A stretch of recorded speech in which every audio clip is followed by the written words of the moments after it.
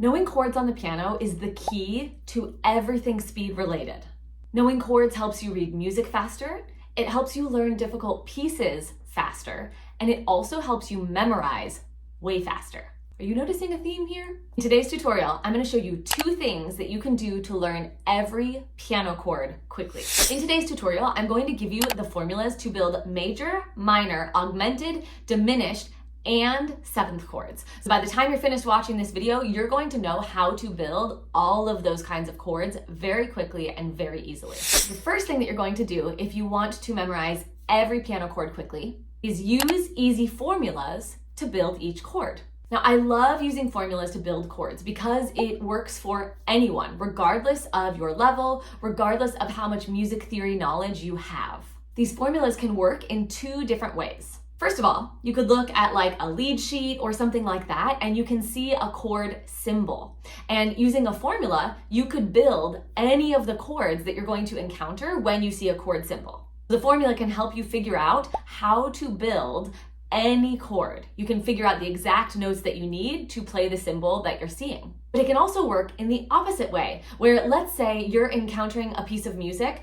and you have some notes and you're trying to figure out if those notes in the piece of music make a chord. You could also clump the notes together and use this formula to see which kind of chord it is. Now, these formulas that I'm going to share with you, this is one way that you can build chords. But as I said, I like this way because it's fast and anyone can do it.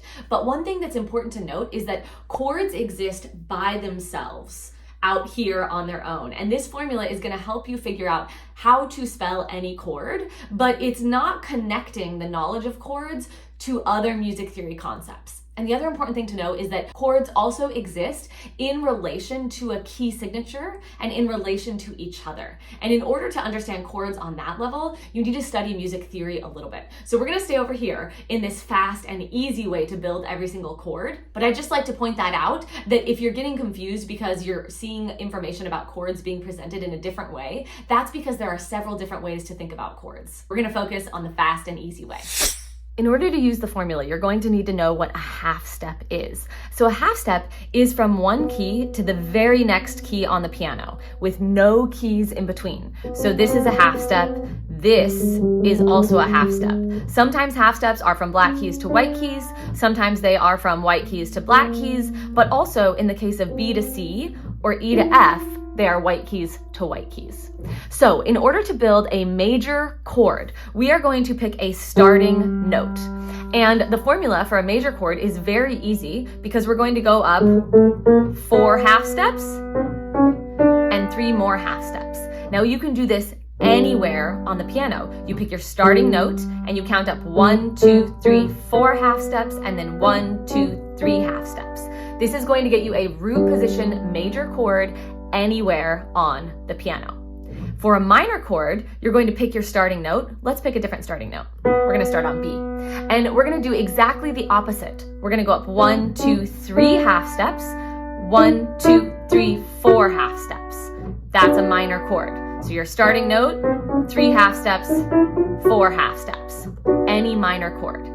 Now, a diminished chord, we're going to pick our starting note. Let's pick a different one just for fun. And we're going to do 3 half steps. 1, 2, 3, plus 3 half steps. 1, 2, 3. That's a diminished chord. Now, a diminished chord is kind of like an extra minor chord because it's made up of the starting note plus 3 half steps plus 3 half steps. An augmented chord is exactly the opposite of a diminished chord. It's almost like a doubly major chord. So we're going to pick our starting note and we're going to go up 1, 2, 3, 4 half steps plus 1, 2, 3, 4 half steps. That's going to get you any augmented chord. Now, the cool thing about chords is that they are very unique in that, let's say I build a C major chord, C, E, and G. If I see C, E, and G come up in a piece of music, it's always a C major chord. As long as it's C, E, and G, it doesn't matter if the notes are out of order. It doesn't matter if it's E, G, and C, or G, C, and E. It doesn't matter what order the notes are in. It doesn't matter if, let's say, I have 2 Gs and 1 C and 1 E, or 2 Cs and 1 G and 1 E. All of those are iterations of the same chord, a major chord. So you can see how you can use these formulas to not only build the chords, but also to work backwards, where in a piece of music, if you see A, C sharp, and E, you can put that into the position of a root position chord and say, okay, here's my starting note, 1, 2, 3, 4, 1, 2, 3. I went up 4 half steps and 3 half steps, and that makes it a major chord. So you can use it backwards to figure out what chord you're dealing with in a piece of music if it's not labeled. Okay, let's go on to 7th chords. So for a dominant 7th chord, the way that we're going to think about it is we are going to start with a major chord. Okay, a dominant 7th chord starts with a major chord. So I built a G major chord, and then I am going to add 3 half steps to the top. 1, 2, 3. That is a dominant 7th chord. A major chord plus 3 half steps added on to the top. For a minor 7th chord, I'm going to start with a minor chord, and I'm going to add 1, 2, 3 half steps to the top. For a major 7th chord, I'm going to start with a major chord again, just like our dominant 7th, but I'm going to add 1, 2, 3, 4 half steps to the top. For a fully diminished 7th chord, I'm going to start with a diminished chord, and I'm going to add 1, 2, 3 half steps to the top.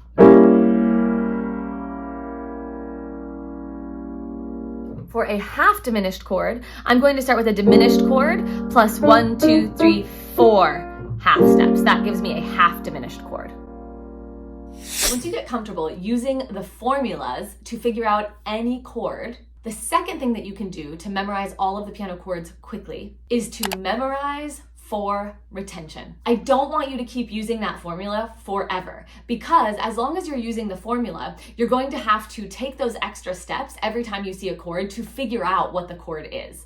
And this is great in the beginning when you're just starting to familiarize yourself with chords and when you want to be able to unlock any piano chord, but eventually you're going to want to move beyond using the formula every single time. Chords are patterns, and they're one of the biggest building blocks of the musical language. I kind of like to compare it to when you're learning how to read in the English language. You have your letters, that's kind of like your note names. And then you have your intervals, and that's kind of like your really simple words like and or the.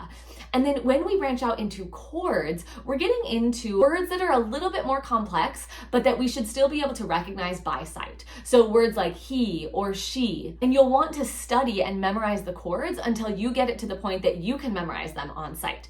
Now, oftentimes when I tell this to people, they get really overwhelmed and they think that it's going to take a really long time or that it's going to be very, very complicated, but it's not. As you're working through these formulas, I want you to pick one chord at a time and memorize that chord. Think about it. Even if you were to pick one chord a week, after an entire year, you would memorize 52 chords. And when you start to memorize chords, they jump out at you on the page in your pieces of music. And so all of a sudden, instead of thinking about individual notes when you're reading music, you just start to see chord patterns. And it becomes a lot easier to read music with speed, to learn how to play difficult pieces with speed, and also to memorize with speed. So when you start to focus on memorizing a chord, like I said, you're going to pick one. And I want you to work on memorizing not only the information in your brain, but also how the chord feels and sounds on the piano. So let's take, for example, an A major chord. An A major chord is A, C sharp, and E. And so you can repeat that back to yourself over and over and over again until you remember A major,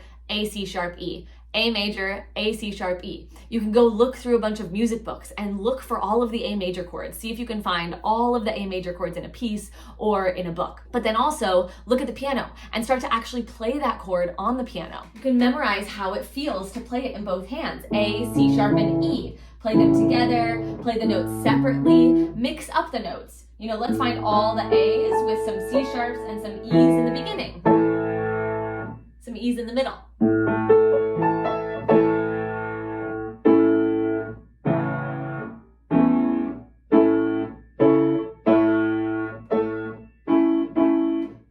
Matter how you play them. The point is that you are reinforcing how an A major chord sounds how it feels when you play it, and also what the notes are. A little disclaimer here, if you try to memorize all of the chords at once, you will likely set yourself up to fail because it's going to be way too much to remember at the same time. But if you focus on one at a time, either one per day or one per week or a couple per week, you will have success, and your journey to being able to play fluidly and musically is going to be shortened. You're essentially becoming way more fluent in the language of music when you start to commit these chords to memory. Now, if you want to know more about patterns in music and how understanding and deciphering these patterns can help you learn better, learn faster, sight read with a lot more freedom and speed and accuracy, check out the link in the description. I recently taught a free class on this very topic. And in this free class, I go even deeper into patterns in music and how they can help you, specifically with sight reading. You can grab that free class in the description below. Now, once you get started memorizing those chords, if you want some practice techniques to help you play chords way cleaner and with way more clarity, check out this video that I did that teaches you exactly how to practice chords so that they sound musical. You can grab the link right here.